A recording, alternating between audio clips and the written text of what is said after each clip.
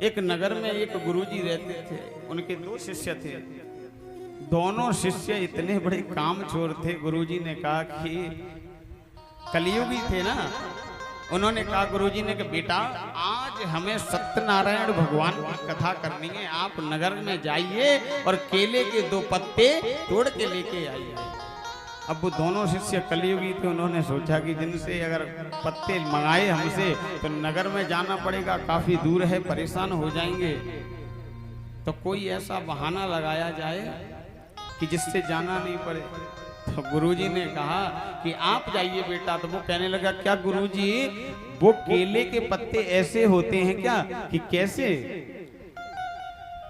कि उन पत्तों की हम बाहर बंधन बार बांध कर लगाते हैं। गुरुजी समझ गए कि ये आम के पत्तों की कह रहा है। गुरुजी ने कहा, छट, तू नहीं जानता है, आम के पत्ते हैं।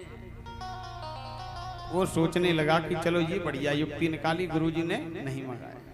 अब दूसरे शिष्य से कहा कि जाओ तुम केले के पत्ते लेके आओ। वो और कलाकार निकला, उसने क्या कहा, क्या केले के पत्ते वही होते हैं जो जमीन में बेल फैली होती है और जिसमें बड़े बड़े फल लगते हैं? अरे जा, ये तो तरबूज की बात कह रहा है। और दोनों ने अपना पल्ला झाड़ लिया। अब वो दोनों कलियुगी थे। अब गुरुजी भी उनसे ज्यादा बड़े कलाकार। गुरुजी ने कहा, ऐसा करो, एक बहुत बड़ी चौकी लेके आओ। चौकी पे गुरुजी बैठ गए और गुरुजी ने कहा दोनों शिष्यों से, इधर से तो तू उठा इसे और उधर से तू उठा। और दोनों को उस नगर में ले गए जहाँ केले के पत्ते लगे थे। और वहां नगर में पहुंचते पहुंचते उन शिष्यों का पसीना सर से चोटी से एड़ी तक आ गया। बच्चे बेचारे कलियुगी थे, परेशान हो गए। उनसे पूछा कि बताओ, केले के वृक्षों के पत्तों को कभी भूल सकते हो? कि गुरुजी जा जन्म की तो कहीं ना ने बा जन्म में नहीं भूलेंगे।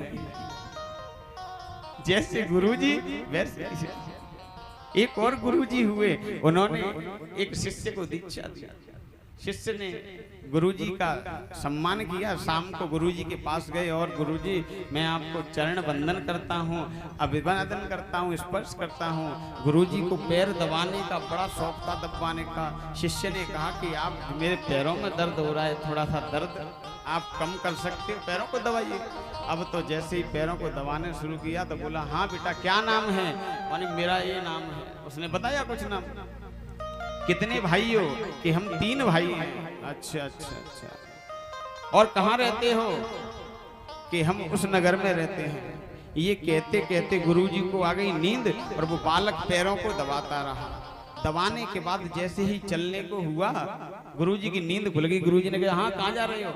अब उसने सोचा कि गुरुजी जाग गए हैं, फिर बैठ गया पैर दबाने।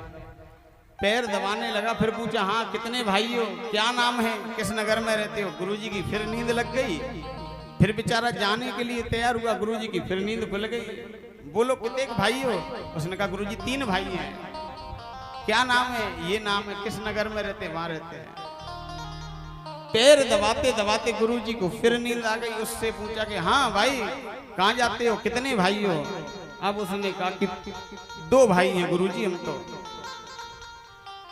और हमारा ये नाम है, उस नगर में रहते हैं। गुरुजी ने कहा कि तुझसे 4 बार रात में पूछा मैंने कि कितने भाई हो? तू कह रहा था कि 3 भाई हैं। अब 2 कैसे हो गए?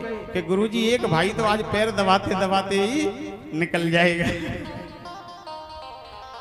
जैसे गुरु वैसे ही शिष्य, कहने का भाव प्यारे भक्तों। बोलिए भक्तवत्सल भगवान की। जब उन 100 पुत्रों को ऋषभदेव जी ने